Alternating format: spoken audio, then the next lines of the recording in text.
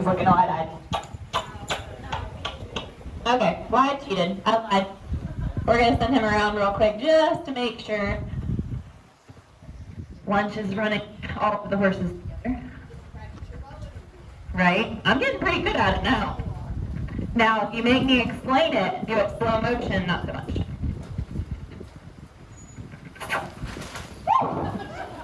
Offended. Good job.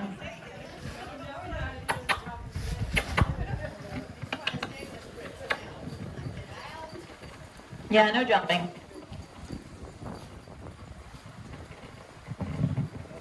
So one of the best parts about a round pen is giving the illusion that you're fast and that they can't outrun you. Hi. What's up, friend? Welcome to boot camp. Like, I don't know what I signed up for. Mom said we were going on a vacation. This does not seem very vacation-y. Oh.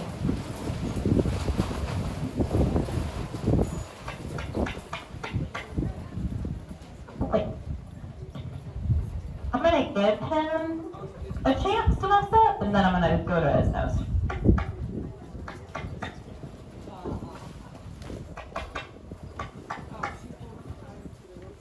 So when that shoulder froze like that, I'm already anticipating that when he shoots forward, he's going to try to come into my space.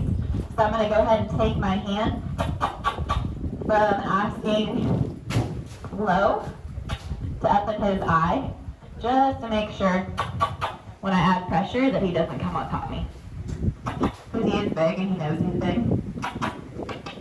Now for this horse, he kind of gives the false illusion right here that he's passing first grade because his nose is tipped towards me. But you know how Michael talks about the broomstick being in the undisclosed location? See how every time I ask him to walk a circle, his butt's away from me. Now it's rounded out a little bit more there, but it's always kind of keeping him at an angle. I want to get him soft enough that his body is kind of wrapping around me. And then I'm going to do something with him that I haven't had to do along on the other horses, is I'm going to spook him. So I'm going to take the little popper, and I'm going to pop the saddle, and make sure that I can hold him. Pop the saddle, make sure I can hold him. I want to know if he spooks off right here, and I can't hold his face, I will not hold him when I'm in the saddle. I will not be able to turn him when I'm in the saddle if he can drag me right there. So I'm going to make him uncomfortable. I'm going to pop the stirrup. Oh boy. If you could put your head down and not look like a giraffe trying to snorkel, that would be great.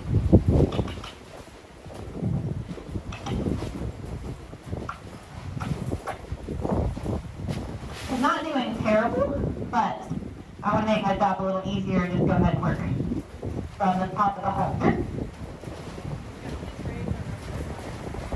Okay, perfect. Thank you. You're breathing heavy. You haven't even done anything. I'm only the only one who's allowed to breathe heavy into the microphone. Thank you.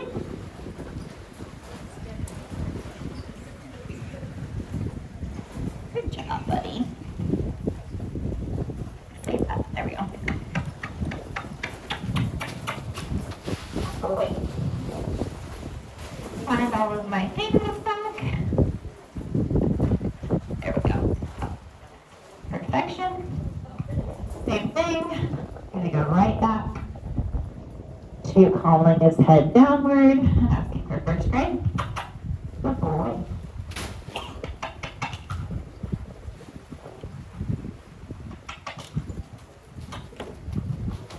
Good boy. So if he squares me up with his shoulder and stops movement, I'm going to pop the shoulder, just so he doesn't try to come forward.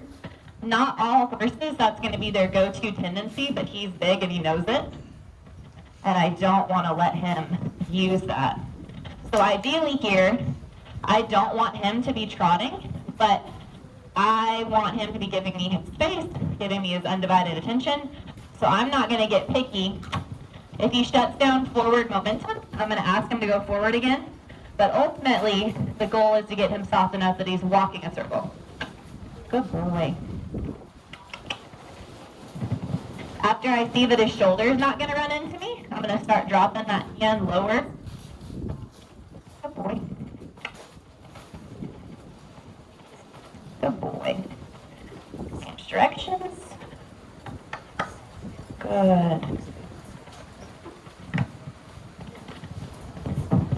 So still for him, just so you guys can kind of see what I see, you see how his butt's still away from me? Even though he thinks that he's going to get popped, horses that think that they're going to get popped for not going somewhere, when they're soft, will still round around you. It's getting better there. Good boy. Good job, buddy. Think of a half moon. I want him to walk a circle, put his head down, look at me, give me his undivided attention, and wrap around my body in a C shape.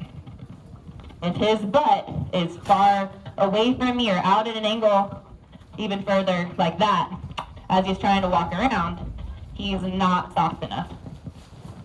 And you don't realize till you get on them, you start getting pickier and pickier the more that you do these exercises. But I can look at a horse and watch somebody go through first grade and see that that horse needs to be softer. And if you have in your head, I don't know if I can hold this horse. I don't know if this horse is soft enough for me. If you say those things in your head, do not get on the horse. Fix that and feel your most confident, because this is the most confident you're going to feel is on the ground. It should be the most confident that you feel. And you want to make sure that you fixed all of those kinks. Good boy. That's better. So I'm pretty happy with that. And I know that I'm going to fix it even more by doing spirals to get him softer. So when I come back to do first grade, or you guys come back to do first grade tomorrow, right before you hop on him to go play soccer, you're going to have an even softer horse. Try to remember, when you guys are working with your horses and you have one that's being resistant, or you have one that feels like you're not making progress, once you get where you're getting some kind of win or some kind of progress, know that whatever exercise you're doing, you're working for tomorrow. So even a horse, if they're not doing fantastic and they're still just passing at D level, I might continue doing the exercise just to make sure whenever I go to do it the next day that they're even softer, that their face is even softer. So when they get worked up and they get hot and sweaty, like for him, we haven't done any work yet. Like we have not gotten the saddle and done anything. He's hot and sweaty. And the way Michael explains this, think of boxers before they go into fight, they jump rope. They get super hot and sweaty so they don't feel the punches.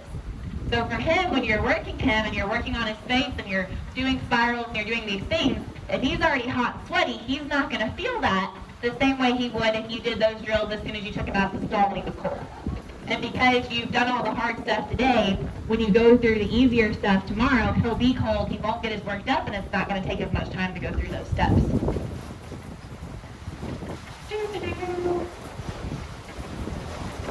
He's right in your little saddles. Ooh, this one I told you in though, I like that. The first one that Michael ever rode in, an Australian saddle that had these in the front, he's like, we have got to design a saddle, and that's where some of the ideas of the keep holder came, was from the idea of being stuck. So we're going to get on, sit still, and we're going to flex one time to keep direction. He's offended that I have a halter on his face.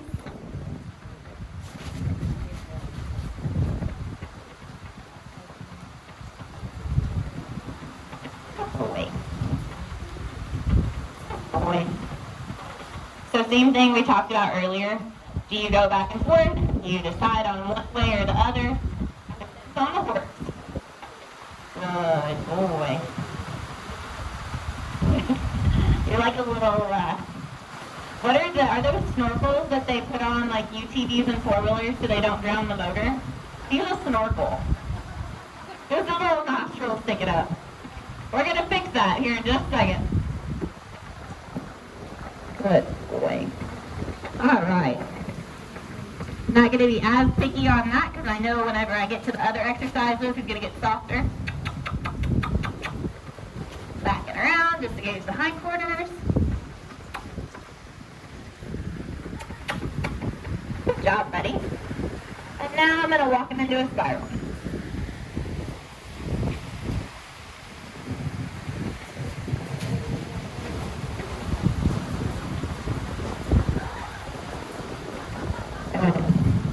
So his head is not where I want it to be, but I know he's going to be stubborn and resistant. So to start out, I'm giving him the release for the step backwards. I'm not going to try to pick both sides at the same time. Now I'm going to walk him back into a circle, lock in my inside hand, keep my head back, my teeth out of the way. Again, from experience.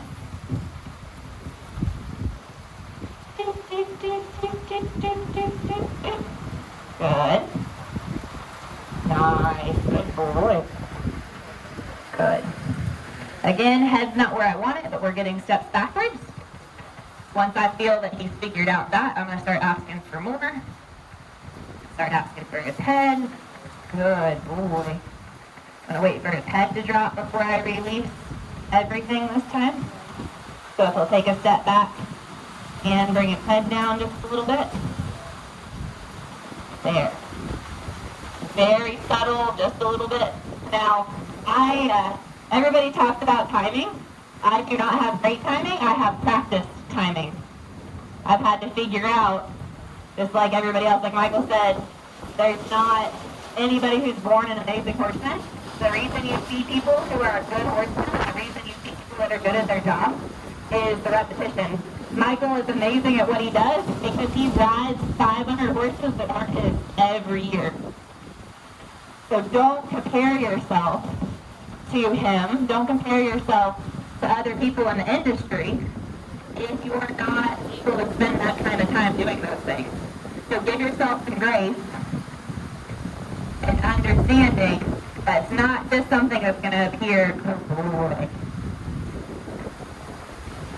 So he's trying to put both things together here. Good boy. There. Good job, buddy. Still not quite where I want him to be for passing.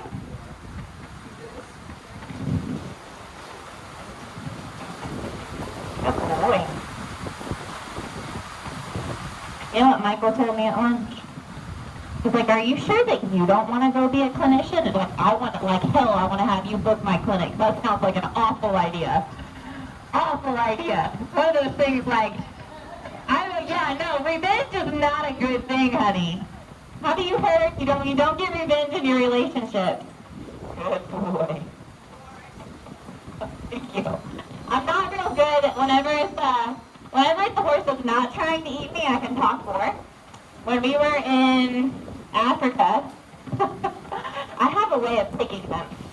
Whenever Michael and I are deciding who's going to work what horses, I have a tendency to grab the ones that try to strike me in the face, which is like the only thing that I don't feel very comfortable and confident with from the ground. So on the saddle, give me whatever. Give me horses that flip over, give me rearing horses, bucking horses, runaway horses, you name it. When it comes to horses that try to strike you from the ground, I do not have the reflexes for that. Like, kind of even a little bit. And so Michael is like a little ninja with his little boxing background, and he dodges the blows and talks on the microphone like it never happened. And it's like, how in the world? That is not me. Woo, found your resistance. Hi, friend. There you go. Boy, you're a snorkel. But anyhow, so 2 of the horses that I had in Africa tried to paw me in the face. That was fun. And I'm like, babe, could you step in here for just a second? Could you please? Now, if it was my clinic, I didn't have him there. That would not be fun. And the bad part about social media and society is no matter how often you tell people something, they're still going to make their own decisions. So even if you say that, hey, I don't specialize in problem horses, I specialize in, you are still going to invite problem horses for the rest of your life in those places. And it's not so bad if you have the time. You know, if you get 30, 60, 90 days with these horses, good boy. There's a lot of difference than a 2-hour session. You know, you got a 1 hour one day and 1 hour the next to change this horse's life. And that's actually some of our biggest issues that we've ever had with social media have come from those you've got one shot, one opportunity, this horse is getting put down tomorrow kind of thing. And they end up having a good boy. There we go, you're a horse, not a giraffe. Oh boy.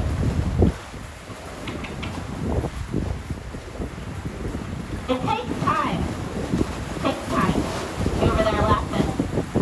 I had a giraffe. I am a giraffe clinician. A giraffe. Good boy. Good boy. Welcome to Mississippi. This is sometimes multiple sections a week can be this lovely. Almost there, buddy. So you'll see now that he's figuring it out, you'll start seeing him embrace this in other ways. So his go-to that he figured out how it works is to stick his head up like a giraffe. That hasn't worked for him. So now what's he going to try? Now whenever he's sitting, he's going to start trying to overflex, get behind the bridle. He'll start biting this. He'll start seeing his little mouth twitch and his lips go funny. That's him deciding, he's like, oh, okay, I'm being defeated. I'm going to try something different. Don't let that bother you. That's the thing whenever I'm working on a horse with something. We finish the exercise, I give the loose rein, and they want to sit there and calm. They're literally just admitting defeat that didn't work for them. Go away. Do not get offended by that. Get after them when you're supposed to be giving them a break for the hard exercise. They just did something good for you.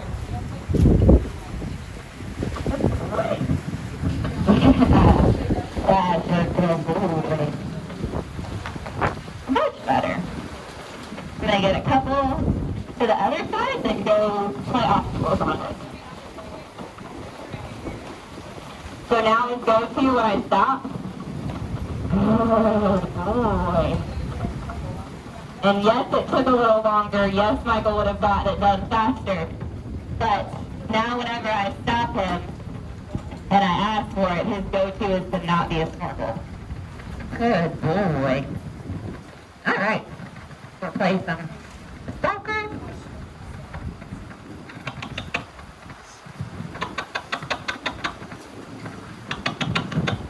So one thing that I also want you guys to think about, I'm not picking as much for him to keep his head down after we've done all those drills and now that we're playing soccer.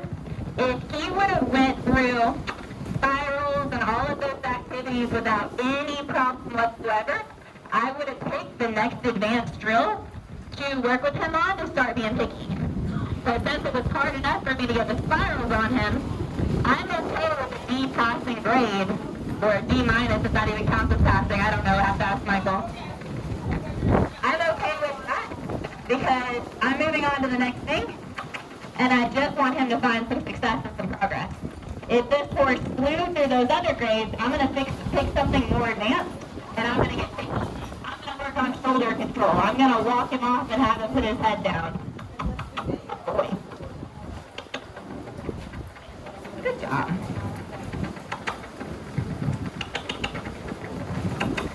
So usually, if all these horses had Western saddles on, I would just swing down there and grab the cart for a second. I don't know that I appreciate that in a Western English saddle or anything that seems like it wants to roll on me like everything has today.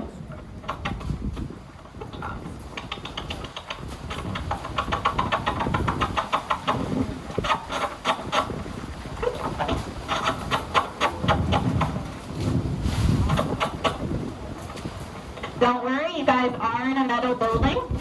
Hold your friend next to you and make sure their feet are the ones on the ground. You will be safe. Good job, buddy.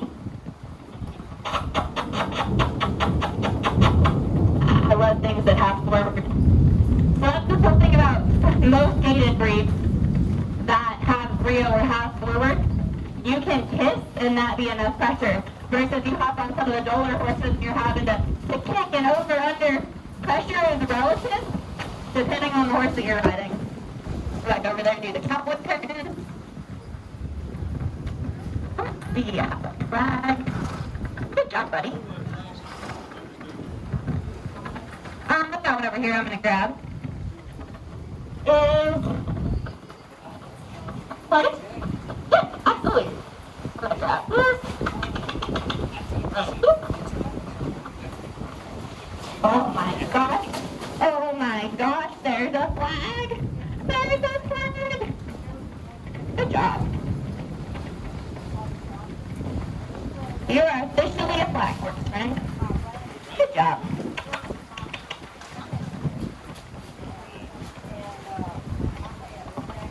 So if he gets unsure about it, I'm just going to turn it into it and face it. There you go. Can I touch it? Bite it? You can be like airy and try to steal it from me? Good job. Oh, I touched your butt. I'm so sorry. Oh my gosh, wizard in the dark on this. Oh boy.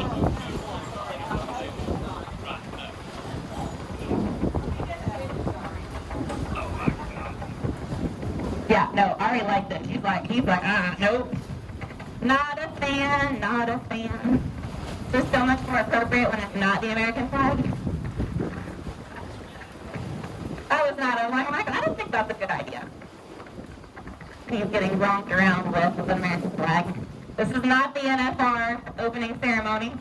I don't know if any of you guys saw that fun adventure of the National Finals Rodeos in Las Vegas. And if you are a rough stock rider, meaning that you ride bulls or you ride broncs, they make you ride their horses to do the opening ceremony. It never fails. Every year, somebody gets bucked off in the grand entry. And it's usually the rough stock riders on horses that aren't theirs. You would think that they would flag train these horses before they take them out on national television in front of, like 18,000 people, but no. I guess they figure they ride bucking stock, they should be fine. That is not the case.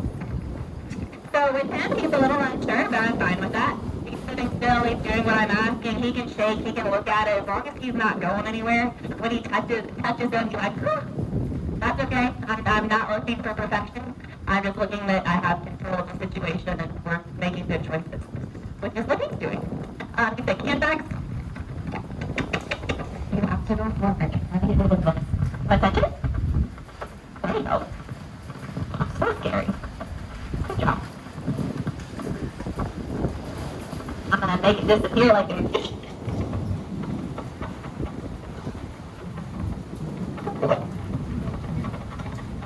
Does anybody know how many horses I have left on sheep? Okay, cool. Well, the good news is the majority of the ones coming up are the owners breaking them. I had a couple of them yesterday. I think I've ridden most of them. That I wanted to work on some of these kinks with before we took them out in front of, obstacle course.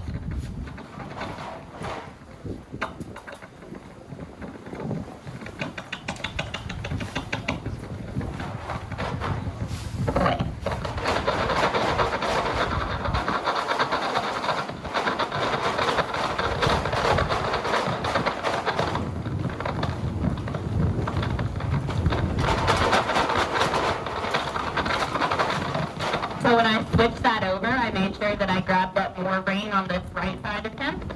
So whenever he does spook, I can just turn him back into the thing that's scaring him. You don't want a tornado with the scary thing on the outside and then turning in a circle this direction. And you don't know what to do because this is just making you go faster. All right. You want to see anything else? Like I'm riding? No? Are you sure? He's good. Totally your call. You don't have to. Okay. No worries. You want me to do anything else on it before we go to the next one? Okay. Good job, buddy.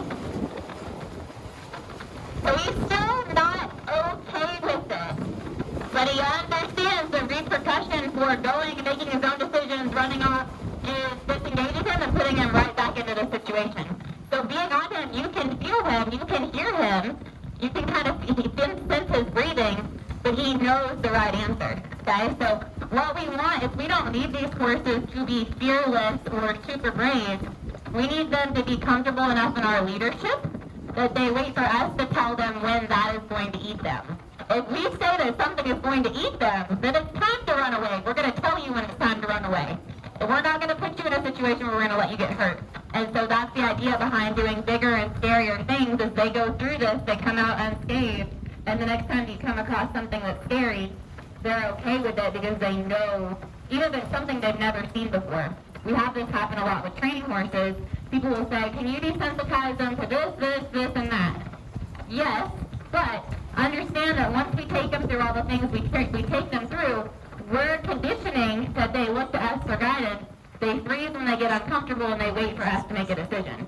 So it doesn't matter if that's something they've never seen before. We obviously can't desensitize to absolutely everything when they're here, but it's the same idea. He knew, just like the flag spooked him, that I could freeze him up with this can bag, even though it's something new, something scary. Same thing, I'll grab the jingle bells or whatever it may be. He's going to jump in his little skin right here for a second, and then he's going to realize that I'm fine. Good job, buddy. Much softer. Now we're going to take your can bag, try to hook it back on the fence. Good boy.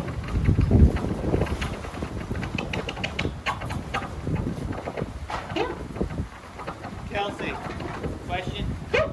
So we ride like rural neighborhood, Okay. and the neighborhood pack of pit bulls. Okay. How do you prepare for that? Call your neighbors and tell them to make the neighborhood pack of pit bulls be under control. The only part when you run into animals with animals, if you can't control the situation, if you put that horse in a position where they're going to get hurt, like say those pit bulls come up and grab somebody in the flank, it's very hard to ask that horse to look to you for guidance if you put them in a position where they physically got hurt. So you still have the same idea, you can still disengage, you can still shut that down, but if something's going to put you or your horse at risk, if they're biting you, if they're just around you, and they're not trying to be aggressive, like at the end of the day, they're prey animals, if something is like physically threatening them and has the chance of hurting them because you can't control it, you've got all the tools in your toolbox to get that horse back under control, spirals, disengaging. But by doing those exercises there, are you going to entice that dog or that pack of dogs? They're already in the pack mentality.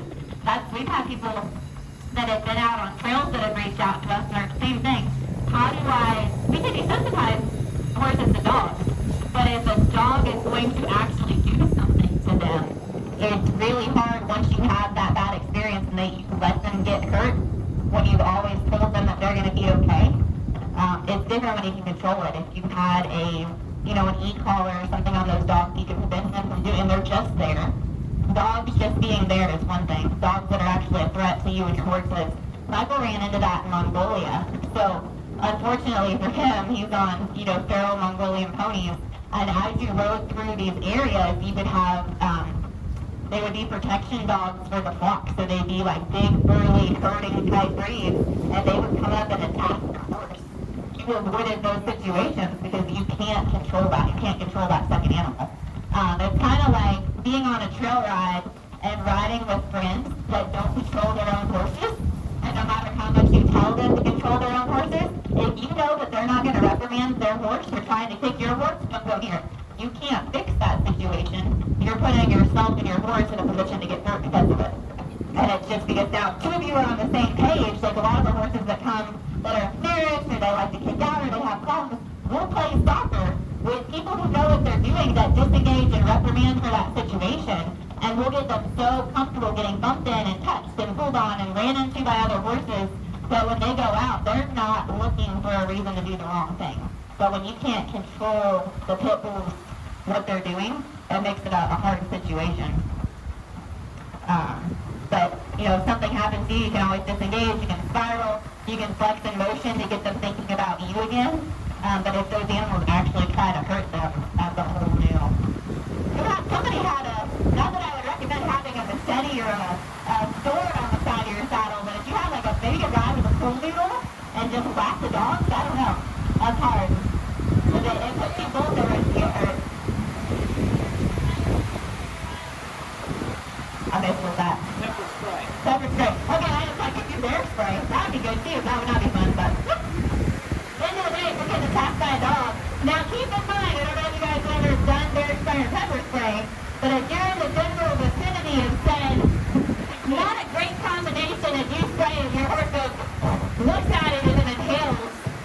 Yeah, that might be sketchy, but you get a sword gun or a mounted shooting gun that has blinks. I don't know, your neighbors might call the cops on you. I don't. No, they all have guns. They all have guns? Oh, yeah. Oh. Good guns? Like rural good people? Or like, okay. Yeah, maybe just tell them to not let their dogs roam in a pack. That's the other scary thing. It's not just one dog. You have a pack of dogs, which you really can't control because dogs will do bad things in groups of other dogs that they normally wouldn't do.